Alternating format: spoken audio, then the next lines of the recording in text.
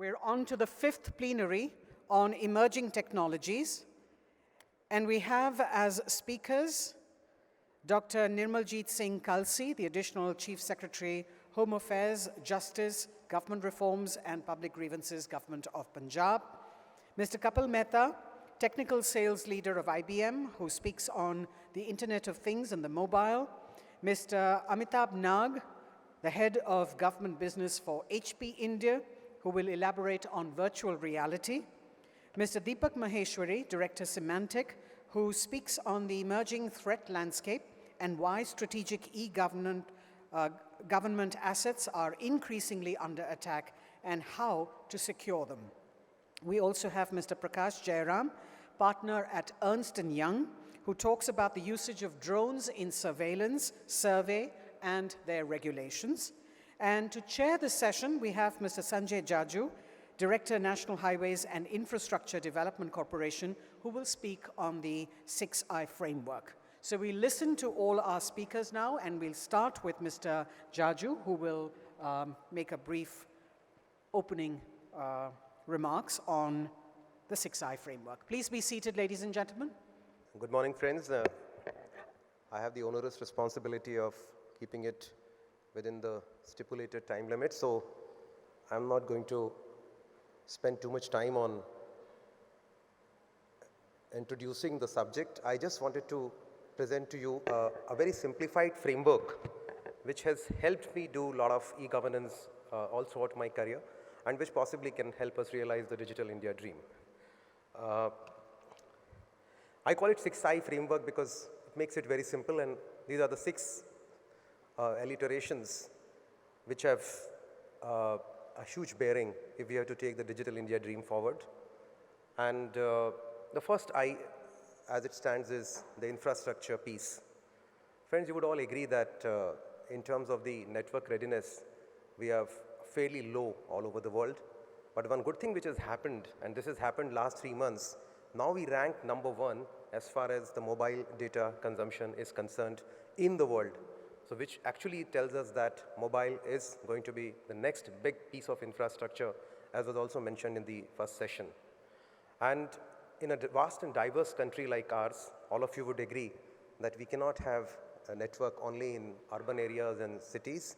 We need to take it to the rural and the hinterland, and possibly the Bharat Net, the NOFN, which is laying optical fibers in the village, will hold a huge value. We'll also require a lot of virtual spaces, big virtual spaces for storing the data safely and securely. And most importantly, for the network, in a country like ours with a lot of class disparities, value for money and affordability would have to be the key. The second P, ladies and gentlemen, is the instruments piece. And this is the electronics hardware. You all would agree that we have a huge historical deficit in terms of the local manufacturing of electronic equipments. With the smart cities and the Internet of Things coming in, this deficit is also likely to go further. So we need to have a lot of emphasis on indigenous manufacturing, and one significant change which has happened over the last 2 to 3 years is that now our production is almost 2.5% of the world production. This used to be about 1.5% in 2014. This is a significant leap which has happened. And in a first time, India is now producing more electronics than it imports. And this is thanks to the AMSEPs and the Electronic Manufacturing Clusters scheme, which the Ministry of Information Technology has started. The third I is the instrumentalities piece, and this is what we've been discussing, a lot of these e-governance applications. When we talk about this, we need to have a lot of focus on education, businesses, medicines. Now, artificial intelligence and the blockchain technologies, these are all emerging technologies which subsequent speakers are going to talk about. And the JAM, the Jan Dhan accounts, Aadhaar and mobiles also form an important trinity which will play a huge role in terms of the instrumentalities. So this brings us to the third I.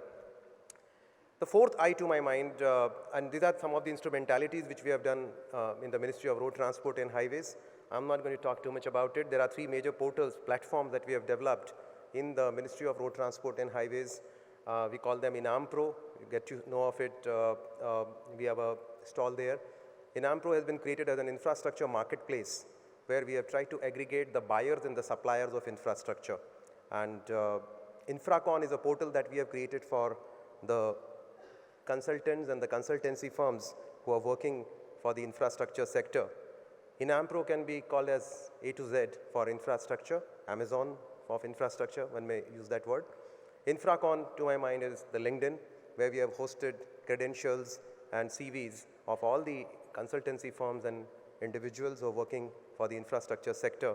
And this is, to a very great extent, reduced a lot of paperwork which used to be done earlier, and also made the entire process rational, objective, and transparent. ePace is the portal which we have created for putting out the information pertaining to various projects and monitoring the projects across their life cycle in the Ministry of Road Transport and Highways. So this is the third I, that is the instrumentalities piece. The fourth and the most important one to my mind is involvement. Now, you may have infrastructure, you may have instruments and instrumentalities, but unless and until we bring in participation of the people, as was mentioned, to make the technology as trivial as we can, we have an exponential increase happening in terms of the smartphones ownership that possibly will drive us to the next level.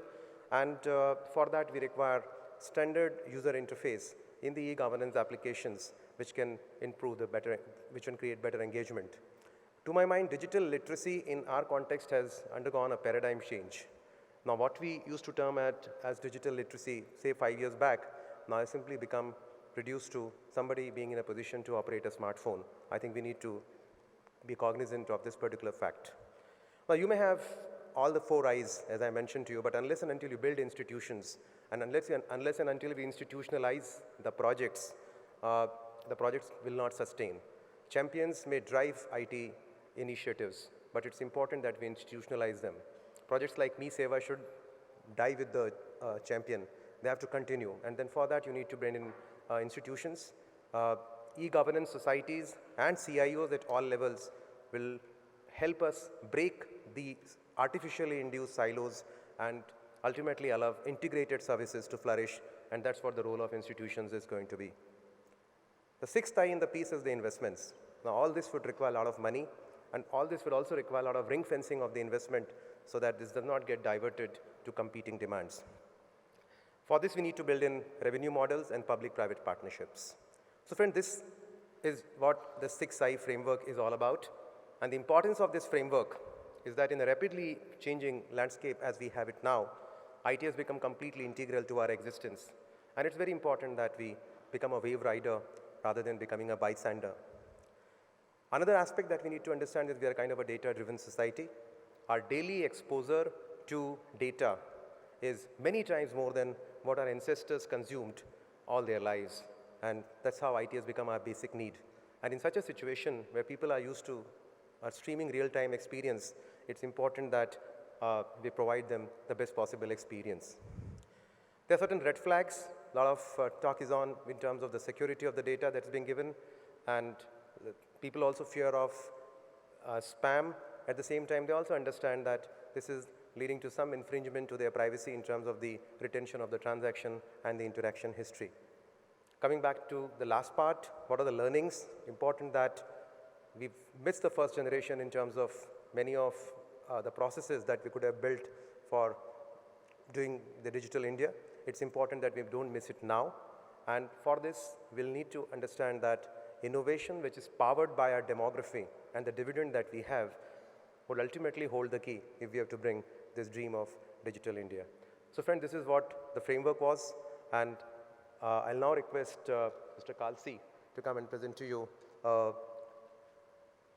his thoughts on new and emerging technologies.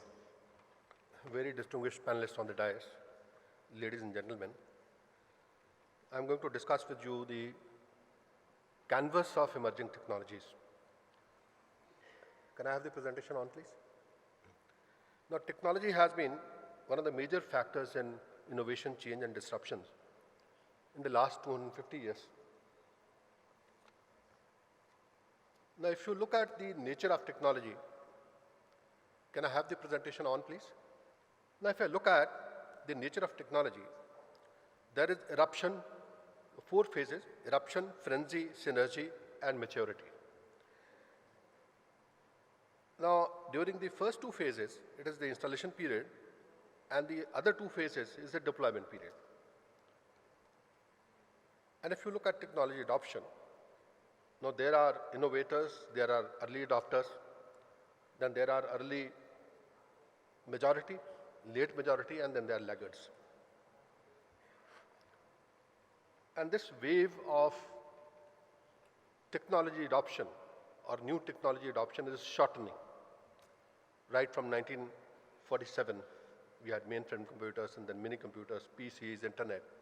And in 2007, when the phones came.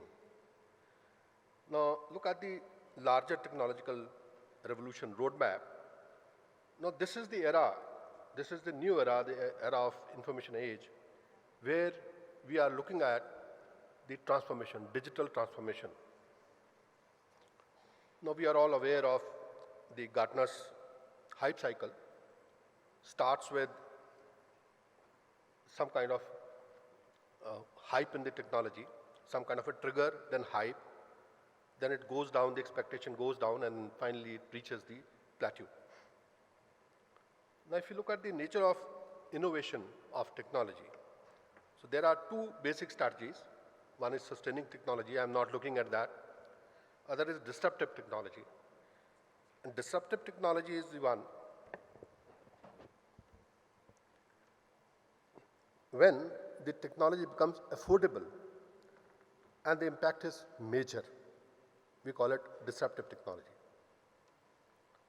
The other law of technology is disappearing technology. When a technology disappears, that means it has become the part and parcel of the basic fundamental building block.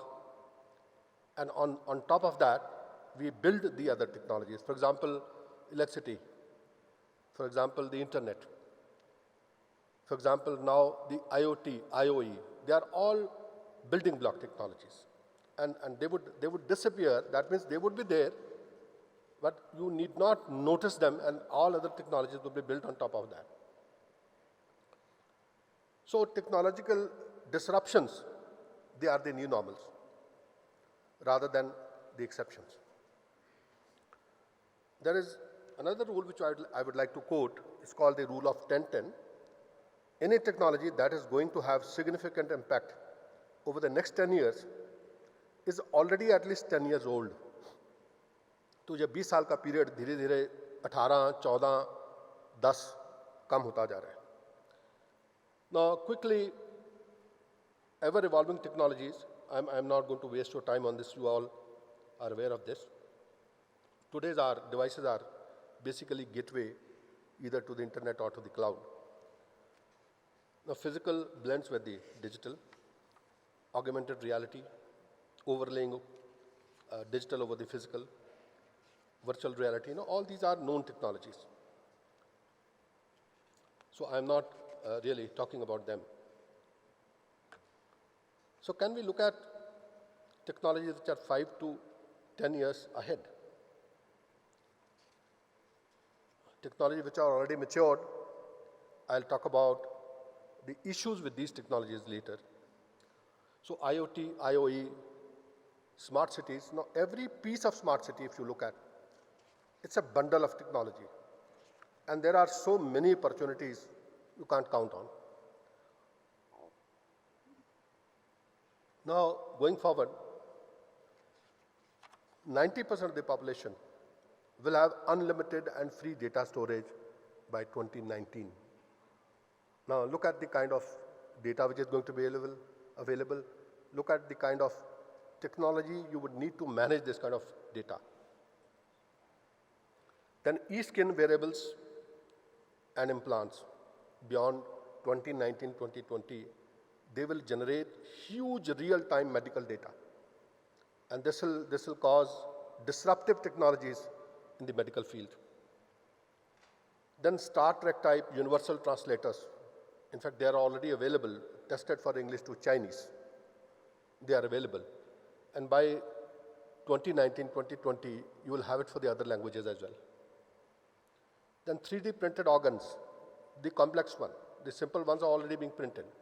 First 3D printed car They will be in production by 2022. Then 1 trillion sensors by 2022. That means almost 150 sensors per person. तो कितना huge data ये generate करेंगे 24/7. So nothing would be left in the private space. Everything would be in the public space. Then the census 2023, again a very big thing. No census would happen beyond 2023, and most of the governments would do their census based on the data available. 10% of regular reading glasses will be connected to the internet by 2023, and so would be the clothing. The clothing would be connected to the internet. 80% of the people on earth, including the third world countries, will have a digital presence online by 2023. And 90% of the global population will have a supercomputer in their pockets, supercomputer of today, that will go into your pocket. तो अभी आज जो आप cell phone इस्तेमाल कर रहे हैं, that is a supercomputer some time back. So the kind of computing power you will carry, that will govern the kind of applications which are going to be there. Access to internet will become an agreed basic human rights by 2024. तो जिन्होंने NGO शुरू करनी है internet rights में, वो आज शुरू कर सकते हैं. Then globally, more trips will be made using car sharing programs than the car owners by 2025. First implantable mobile phones commercially available by 2025. हाथ में उंगली में ही आ जाएगा, फोन उठाने की जरूरत नहीं है. Then digital currencies, blockchain technologies by 2025. Numerous applications of blockchain. Artificial intelligence, 30% of the corporate audits will be performed by artificial intelligence by 2025. And the first AI machine will join the board of directors of the big corporations by 2026. Then first fully IoE enabled smart city of more than 50,000 people will become operational by 2026. Google Brain, now create digital selves.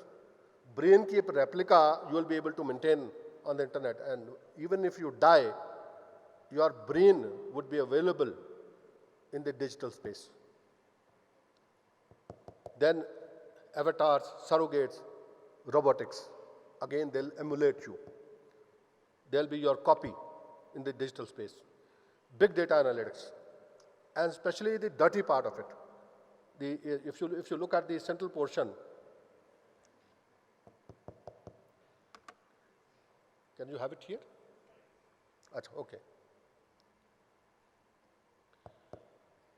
Artificial intelligence, big data, deep learning, and deep neural networks. No, that is the technologies which are going to govern the next 5 years. Then deep web, dark web technologies. You'll have to deal with them. It's a huge area. Cryptocurrencies, organized crime, espionage, and cyber terrorism. You will see a different kind of terrorism altogether. Then small modular nuclear reactors in mid-2020s to mid-2030s. Ghar ke liye, you will go and buy this kind of reactor and put it there. Now, the challenges of handling the new technologies, that you need policy framework, you need legal framework, regulatory framework, you need the monitoring policies, the policing, how will you carry out the policing and the regulation. Then HRE and capacity building framework, especially for the government, for the judiciary, as well as for the legislator. Then R&D and innovation framework, and finally the framework for adoption of these technologies. So the question is the government ready for these technology tipping points we will reach by in the next 5 to 10 years? And we must keep in mind that technology innovation, business disruptors, and design for millennials. So whatever we are designing in the government is for the next generation, not for the older generation. And finally, the future is far more challenging, full of innovations in multidisciplinary areas and business disruption. Thank you so much. Thank you, sir, for giving a comprehensive overview. I'll request Mr. Kapil Mehta to talk about IoTs and mobiles. I'd request you to keep your presentation to 5 to 7 minutes. Good morning, everybody. As Sir has said, any technology that you put into place today has to have already been in place as a technology for the last 10 to 15 years. And when you look at IoT and you look at mobile, it is no different. If you go back 15 years ago, we would have looked at RFID as the first genesis of IoT. Mobile is a pervasive technology, and many people have used it in terms of their application. Now, when we look at what we are trying to do with IoT and mobile, it purely comes down to the application of both these technologies to solve real-world problems. And those problems itself, right, we'll look at in terms of where we currently are today. So essentially what we've been trying to do as a country is to really modernize the way we look at e-governance. We've started off by looking at paper-based, moving through to e-governance, rudimentary services, looking through to digital services. Right? And now, with the application of and the manifestation of IoT becoming a lot more prevalent, and the use of a mobile, right, and mobility technology to be able to do it, we start to be able to look at solving a lot more of the real-world problems that we have got. But having said that, right, it requires a lot of infrastructure and a lot of ecosystems in order to bring this together. It is not about IoT as a solution by itself, and it's not about mobility as a solution by itself, right? If we don't look at the way we try to get this out to the people, no matter where we are, whether we're in the cities or we're in the rural areas, we actually will just look at technology for the sake of technology. So the application of IoT and mobility in a cloud-based environment, the application of IoT and mobility as a platform that allows you to be able to get out to a number of people and not just for a specific user case that's there, the application and the use of that data and how we make sense of that data becomes as equally important as IoT as a technology by itself and mobility as a technology by itself. We started off, I think, about 15 years ago when IoT was prevalent in the market by saying that we probably have about 200 million connected devices, right? As we look now, we're probably going to be in the range of about 75 billion connected devices by about 2022, okay? Now that essentially means that the data that we have has to be made sense of. 80% of all our data today is non-usable in terms of what's there. And if we don't make use of technologies such as artificial intelligence, or as people are coining it, augmented intelligence, then the data that is sitting and the data that you are building, right, in terms of IoT and using that sensitive information, actually we will never be able to make justice of it. Now, coming to e-governance and India and the opportunity for IoT, well, government per se by itself is the industry of all industries. It's the industry for the people, right? So the opportunity as far as India is concerned is obviously for a better life of the citizens with the use of technology. We've used and we've seen the benefit of the mobile phone, but IoT sits as an ambience in the background to be able to make use of that mobile technology in a lot more prevalent as a technology that gets out there to the citizens. And that itself should be able to drive, right, a lot of what governments want to do today.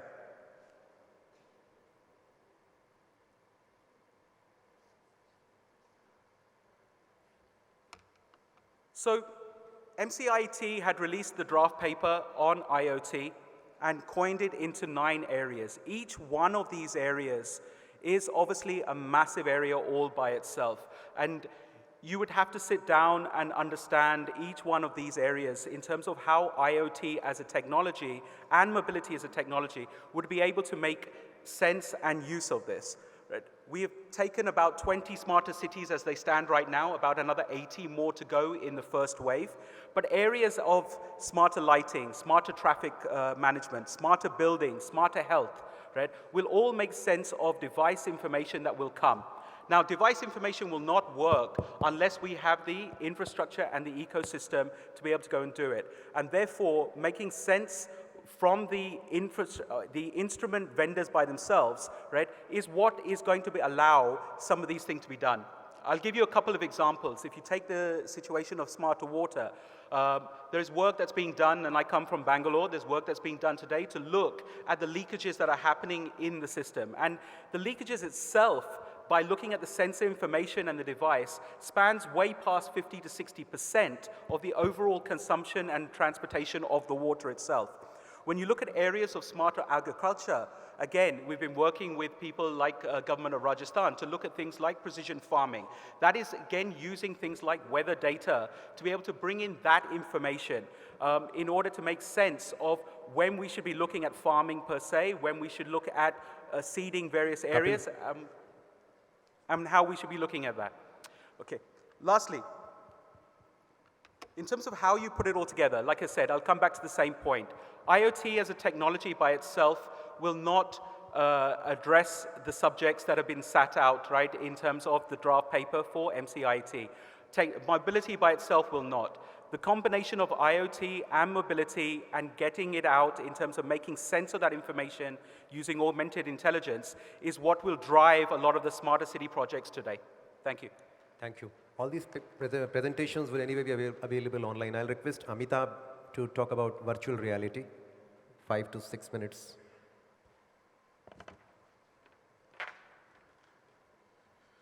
Good morning, dignitaries in the dais and ladies and gentlemen. Can I have the slides, please? I'll be talking about virtual reality, and the fact of the matter is it has been talked in the previous session a lot. It is being used right now. We just would basically come across from a situation as how do we, use it, and what are the future trends which are going to be there in the technology. So as we look at it, this is what our Palo Alto labs draw out. And in fact, you see the signature of Chandrakant Patel, who is our senior research fellow. So we are moving into a stage where we are actually looking at cyber-physical stage. Means something like computer science or computer language or programming is just one more language like English. And you need to know the other physical infrastructure to actually make that work. So look at it from a 3D printing, or you look at it from a perspective of virtual reality, or you look at it from any other perspective, IoT, sensors, etc., etc. You're moving into a cyber-physical stage where we are, knowledge of other engineering subjects are more important. Even if you look at medical electronics, you're moving into a cyber-physical stage. So, which eventually means that, we are fundamentally looking at, there are two sets of activities which we are looking at. We are looking at real-time analysis of large visual data. Now, you have a choice of visualizing or doing that large visual analysis at the data center or at the endpoint, and that depends upon the choice which you make. Again, two types of systems which we are presenting. One type of system is what we call as ticketing system, where it's low on bandwidth and it's a transaction-based system, while as there are terabits of scaled data which is being used to build up a virtual reality system. So what I'm trying to hint at is that endpoint devices and endpoint infrastructure is going to be equally important if we are moving into a cyber-physical stage, because at the end of the day, you are analyzing a lot of data and building up a kind of infrastructure which will actually let you to spring things. So another point which I want to make to you is that if you are looking at everything going back to the data center, you are actually becoming energy-heavy nation. So, the cost of ownership of data center is directly proportional to the power you require, the number of pings you do, and the pipe or the bandwidth which you have. So it's at the end of the day, we have to, as a nation, come up with a judicial infrastructure of how much we load on endpoint and how much we load on the data center, and hence the concept of cyber-physical applications which come in. And we look at 3D designing, 3D printing, or we look at virtual reality. These are endpoint applications, cannot necessarily be shipped back to the data center, and you are basically making a model at the front end. Having said that, What is the kind of user experiences which we are talking about here? We are talking about home, where we are doing a lot of activities which are related to the virtual reality. We are building homes, we are actually designing projects, etc., etc. You're looking at healthcare. You want to preempt, you want to design, you want to do simulation, etc., etc. What happens, how, etc. Then you have the rural situation, agriculture, etc., where you are actually wanting to know what is the real situation on the ground, or farmer wants to know, simulate what happens later at the stage in this particular area when he is actually growing up or putting up certain set of inputs, what is the output he gets across. So what is all about virtual reality? We are talking about our old thing, seeing is believing, or experiencing the reality, and that's what is all virtual reality is all about. Concepts of, it's actually dependent upon the three cycles. You're designing, you're authoring, and then you're experiencing. All the three set of activities are actually requiring specialized equipment as well as system, as well as design. And these are the kind of use cases which we are looking at. We are looking at training as one of the major use cases, which is skill development or training, which is basically looking at immersive training, which, military simulations, etc., etc., which comes across. We are looking at creating value for internet for urban and rural India in terms of your walkthroughs to the tourism is one of the sectors where you're going to use virtual reality or augmented reality to bring in value to the tourist before he actually invests on a certain set of missions. The product reviews, both of rural India, like for example, the textiles or the produce which is there, we are already being used, things are already being used in tribal affairs. We heard that in the morning. And sales and marketing. So you're bringing value or adding value to the customers as well as buyer, and building or setting up right expectation and bridging the gap of distance by using this particular technology. And the part of commercial entertainment, which is actually always there. Any technology today starts off from entertainment and moves into, as it matures, moves into the commercial aspect of it. Why virtual reality is basically to look at the arguments which I had talked about, and these are some things which, it will make this technology more pervasive as we go by. These are the kind of set of equipments which will be there in the future. Some of these equipments are actually in display in our stall at HP's stall out there. We are going to have different set of wearables, different set of computers. The side and look of the computers as far as virtual reality domain is going to be quite different. Again, there will be different positioning as far as different domain is concerned. Amitabh. What we have, yeah, just 1 minute. What we have shown in the stall is all about having Google Earth, where we are immersing the reality in terms of, perhaps you can see in a virtual reality scenario, the Niagara Fall there. So do visit that particular place. And, some of these factors also become important besides the electronic factors which are there in terms of when you're looking at virtual reality. That's all I had to say. Thank you very much. Thanks, Amitabh, for giving interesting insights into virtual reality. As we understand, the major red flag with any eGov asset is the safety and security. I'll request Deepak Maheshwari to give his assessment on how to protect strategic eGov assets. 5 to 7 minutes. Thank you and good morning. It was only 2 years back, although the National Conference on E-Governance has been happening since 1997, it was only 2 years back in Nagpur in 2016 that for the first time we had actually a dedicated section on cybersecurity. But over the past 2 years itself, we have seen so much of evaluation as well as the awareness enhancement in this particular domain that we are seeing. Since yesterday also I've been hearing and seeing a lot of references, not only by the speakers, but also from the audience around cybersecurity. And why is it? Can we just move on to the next slide? Oh, okay, yeah. So the article is already there as part of the compendium, but I just want to go on a few things. So when we talk about governance, whether it's electronic governance or even otherwise, there is a lot of talk about technology-based innovation, the phrase around inclusive, equitable, and sustainable development, which was more than a decade back, and of course reform, perform, transform, which the Prime Minister mentioned at Davos last month. But when it comes to trust, I'm reminded of Rahim's Doha, which says, which talks about trust, that the thread of the trust is very fragile. And once it's broken, you may tie it back, but the kink will still remain. So the trust becomes extremely important in terms of how do we sustain the whole thing.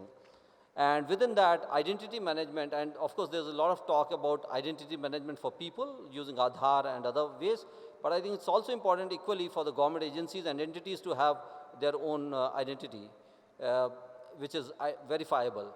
So it was music to my ears when yesterday a government official stood up and said that we should, within the government, everybody should use only official email IDs for communication, and I think that's extremely crucial, because otherwise, just look at this way.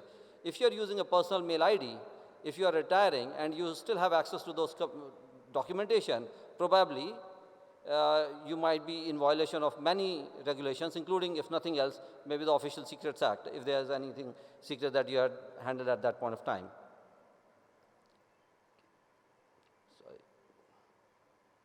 So many of the emerging technologies have already been mentioned by Dr. Kalsi and others.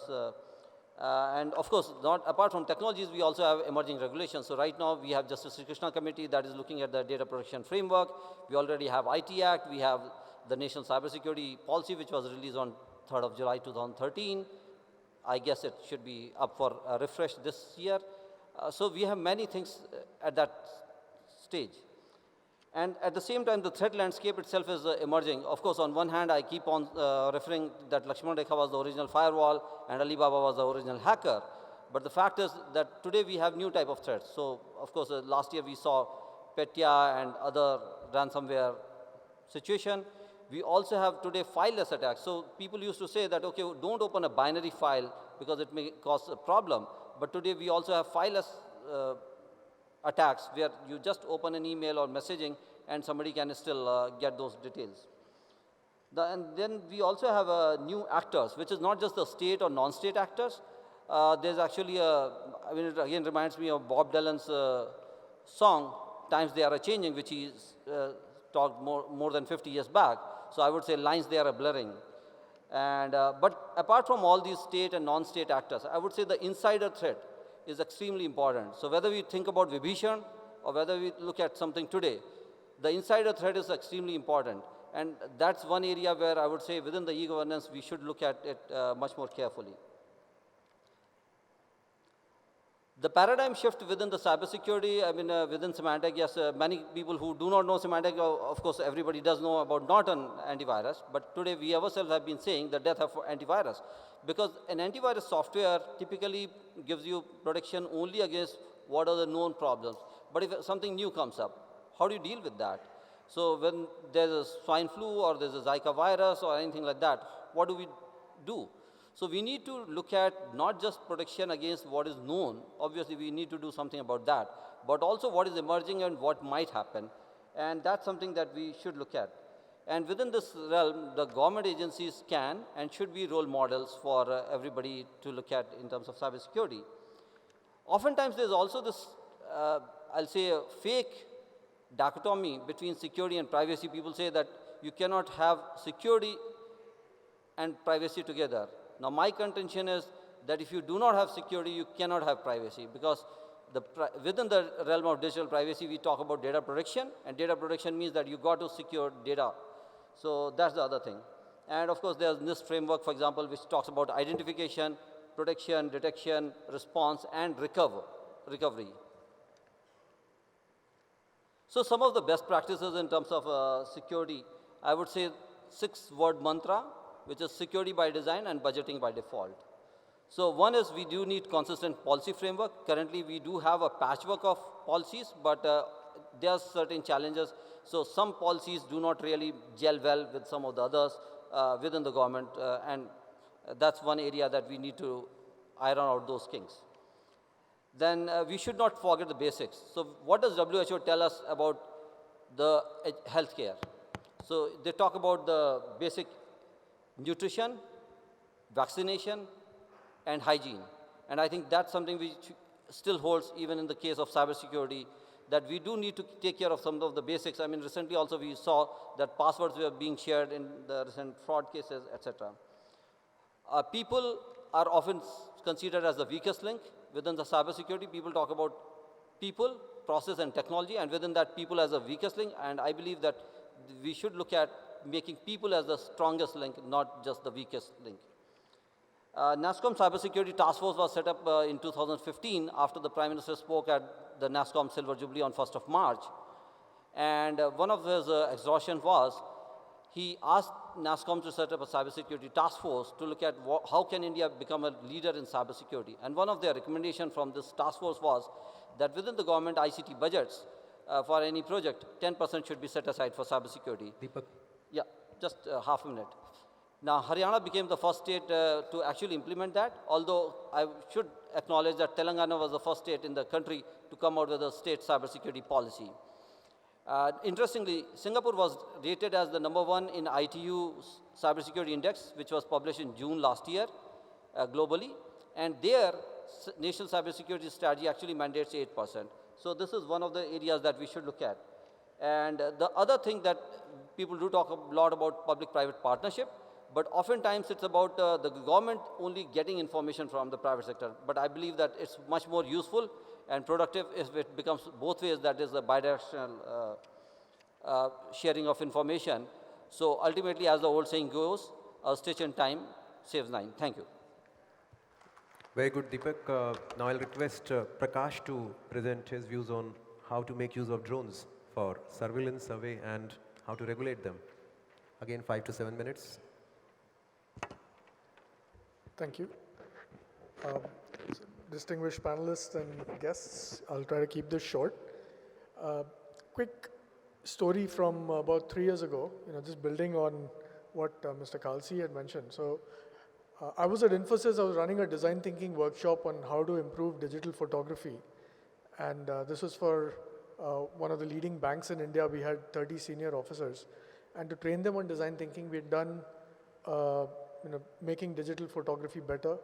One participant said, my wife loves taking pictures, but I really hate it because it spoils my experience. And then we went into ideation mode, etc. This was in 2013-14.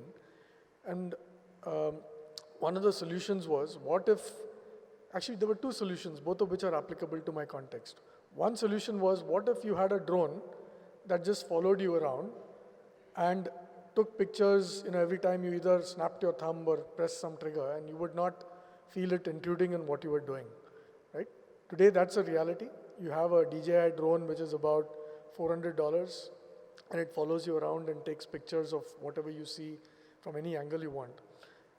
The other wild idea at that time was, forget a drone. Why don't you just have your own personal satellite? Put a satellite up in the sky, and that will follow you around, and it will take pictures for you wherever you want to go. And surprise, surprise, that's also almost a reality today. Planet Labs with ISRO launched 104 satellites, which were 5 kilos, shoebox sized, costing less than $100,000. And that can actually monitor any part of the land that you want and take pictures as you go along, right? But just to build on what Mr. Khalsi said, that's the pace at which technology is evolving today. So I'm going to spend a few minutes just talking about drones in agriculture and the quandary that we are facing in Pokhara. So Pokhara is a project that we are working on. It's a World Bank funded project in Maharashtra, covering about 15 districts in the drought-prone regions of Marathwada and Vidarbha, impacting about 17.5 lakh farmers. It's about, total funding will be about 4,500 crores if you look at all the convergence. But the idea of this is to build a digital agriculture platform that provides a bunch of different capabilities to the farmers.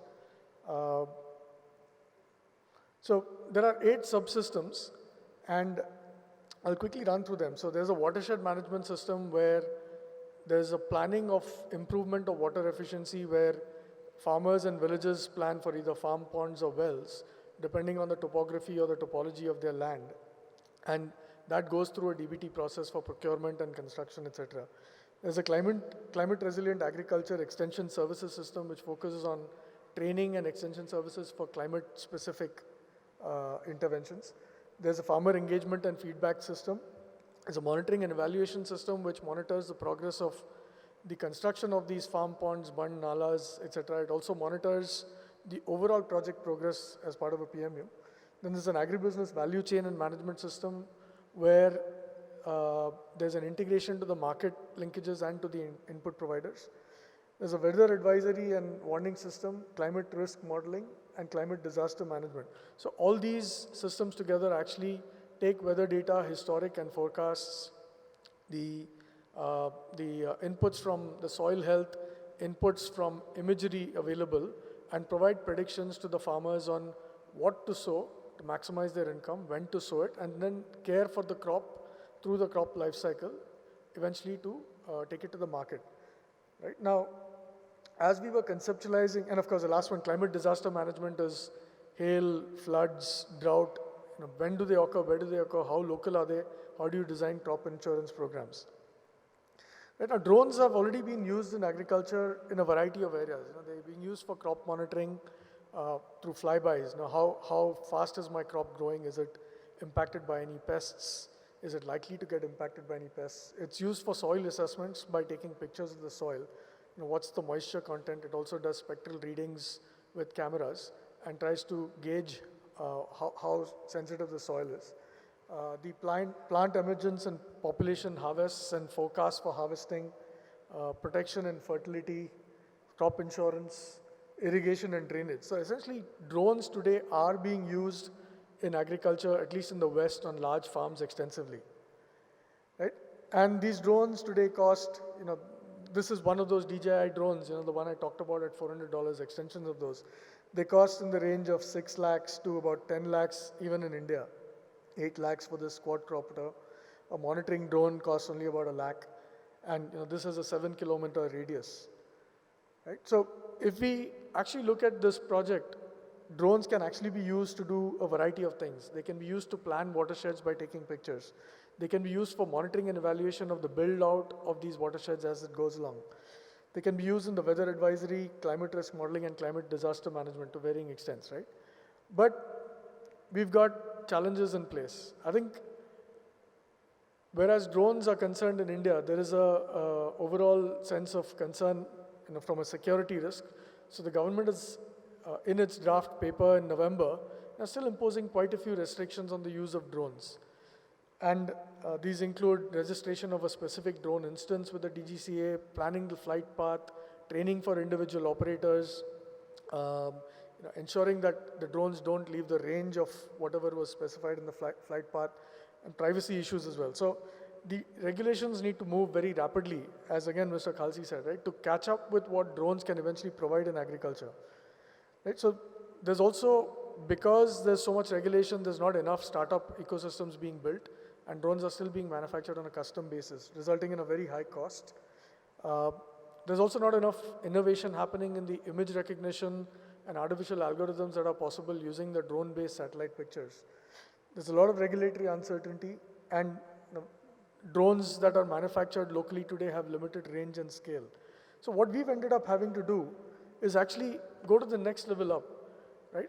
As we plan our project out, we really not, while drones can do so much, we've now decided that we will move it up to the satellite level because it's a lot easier. We'll actually plan to use the existing data sets from Cartosat and from Intellisat and other NDVI images, the existing GIS maps which are available, and various data sets from weather stations, etc. So we've made a rapid shift in the technology, which I think drones could have really filled very quickly and very easily. And in some sense, while we may have planned to increase the capability, I think we are not leveraging what drones can do enough. We are actually conceptualizing this project and do expect to provide dashboards like is shown on the screen, where a farmer can actually create a plan for his farm as part of his climate resilience. And agriculture planners can do a portfolio view of planning for an entire village. We keep hearing that there was a bumper tuar harvest. Farmers were very happy until they went to the market because they realized tuar prices crashed. I'll wrap up. Tuar prices crashed, and they still don't make enough money. So what we're doing is we're trying to use all of these data sets, integrating them with a single platform, integrating them with potentially AI-based methods, working with various partners. And in the next few years, we will actually see digital agriculture via the use of drones, hopefully, plus satellites, plus weather data and IoT, plus sensors, actually come into reality. So what do we need to accelerate drones specifically in agriculture? I think we need clarity on a drone policy coming up very quickly. We need, just like we've established sandbox environments for other technology innovations like blockchain, or at least there are plans to do this, right? Blockchain, Aadhaar, when it came out, had a sandbox for experimentation. I think a regulatory sandbox needs to be created for experimentation with drones. Now, by empaneling or licensing startups, giving approvals for some project areas where these startups can experiment, creating frameworks for monitoring the images so that these images can go through a set of filters like content filters, incentives for manufacturing. And the private sector should really think about putting drones out there as a service, very much like an Uber, and offering an app-based, acre-based services, financing and offering training to village-level entrepreneurs. So that's pretty much it. So I think drones have a lot of potential in agriculture to transform agriculture, but we do need some Thank you, Prakash. policy interventions. Thanks. Due apologies. I think a session like this deserved more time, but we tried to give you a brief overview on what kind of a framework is needed here to build a digital India. We've talked about emerging technologies. We've talked about cyber threats, security issues, test cases of drones for surveillance. So try to give justice to some of these ideas. We have some time left. I would request the audience to share their views, participate, and tell us if you have any specific question. Kindly introduce yourself and... Hi, my name is Mithun. I'm a reporter with the New Indian Express. My question is to the person who talked about drones.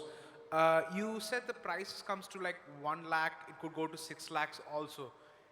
Do you see the cost coming down anytime soon?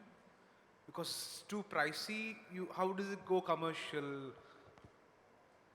So my view is that if the regulatory environment could rapidly be cleared up, we've seen a lot of startups actually manufacturing drones in the country from scratch, right? With carbon fiber frames, low weight, etc.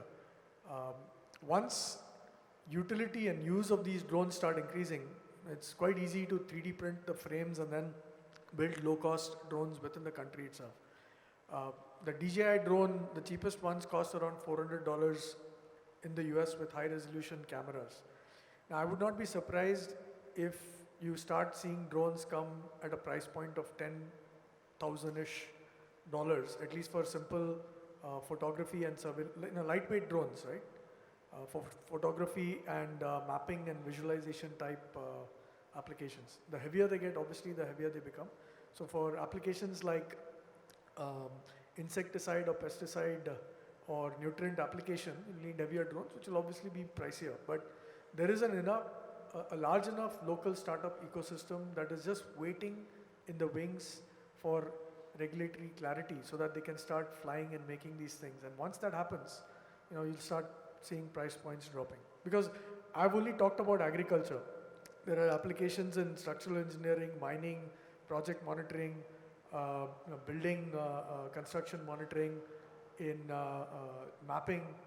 The applications are just huge, right? I mean, I'm just looking at one of the many applications. Just want to share with you, ये जितने linear projects हैं, सड़कें जो बन रही हैं या railway के प्रोजेक्ट्स हैं, इसमें जो 10 करोड़ से ऊपर के प्रोजेक्ट हैं, उसमें जो मैंडेटरी कर दिया गया है कि ड्रोन की कवरेज करा के जब तक बिल नहीं सबमिट कराएगा, पेमेंट नहीं होगी. And just to supplement in road technologies, there's another technology which has come in, which is known as LiDAR, which also is mounted on a drone. Yes, please. Sir, I am Ganesh Kumar from Can you keep Madhya it closer? Pradesh. Yeah, I am Ganesh Kumar, OSD from Madhya Pradesh, sir. This is regarding... Can you keep the mic closer? Hello. Yeah. Can you hear me, sir? Yeah. This is questions to Mr. Rambaljeet Singh Saab. Sir, you talked about the technologies which is changing for the another 10, 20 years, the technologies are way ahead, going ahead. What we are using is 10 years back.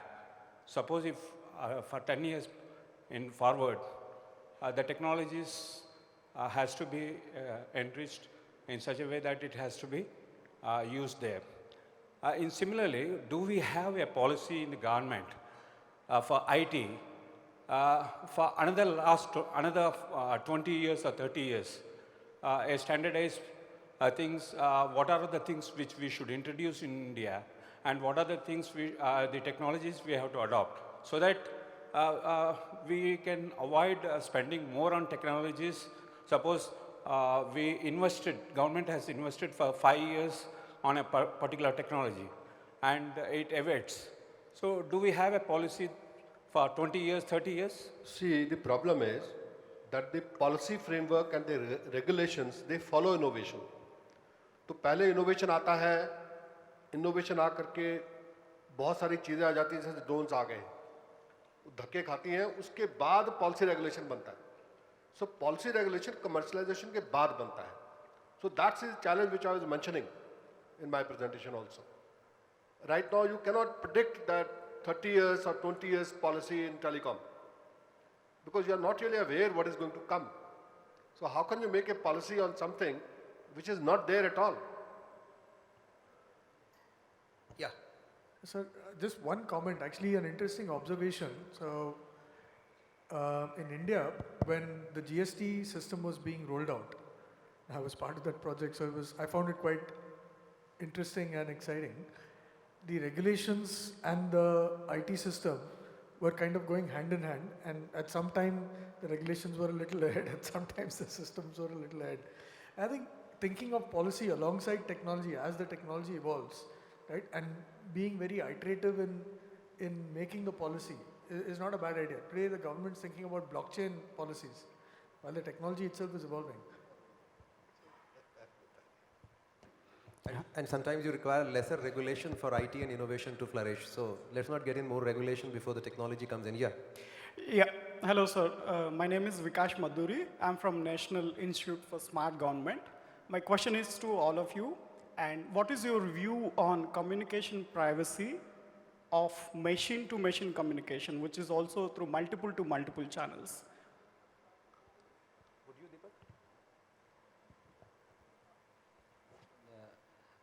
Number one, in terms of machine-to-machine communication, if you look at the Indian Telegraph Act 1885, we do not need to revisit the definition of the word telegraph to introduce machine-to-machine, and Department of Telecommunications has already come out with a roadmap for M2M communication way back in May 2015. So that's there. As far as the privacy on that aspect is concerned, the data protection framework, which is right now under development, Justice Sri Krishna is chairing that committee of experts. They are already looking into these issues, including machine-to-machine, IoT, several other things have already been mentioned in those discussions and deliberations. And we are sure that as and when their report will come out, this would address that issue. And then, of course, it is up to the Parliament to legislate further on that. Thank you. I think the clock is ticking over, and I think the next session has to start.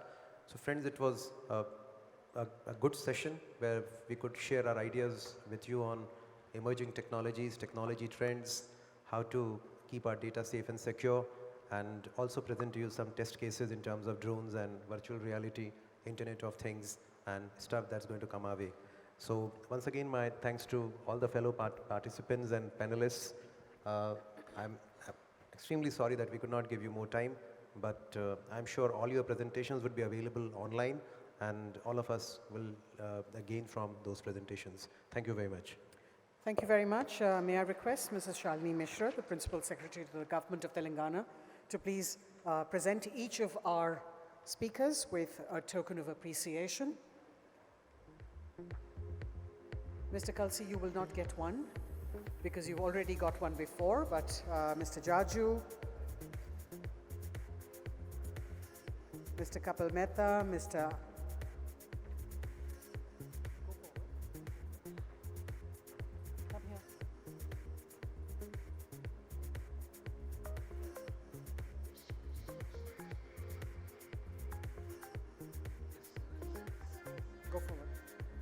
Mr. Amitabh Nag.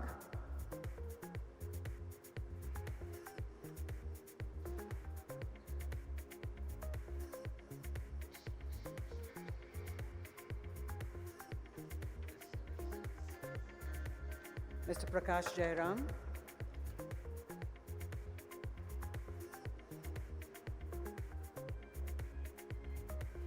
And Mr. Deepak Maheshwari.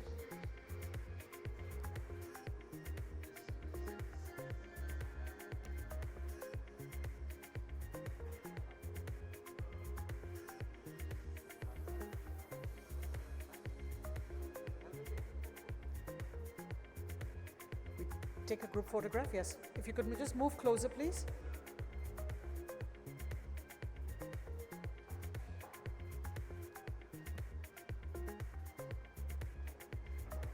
Thank you very much.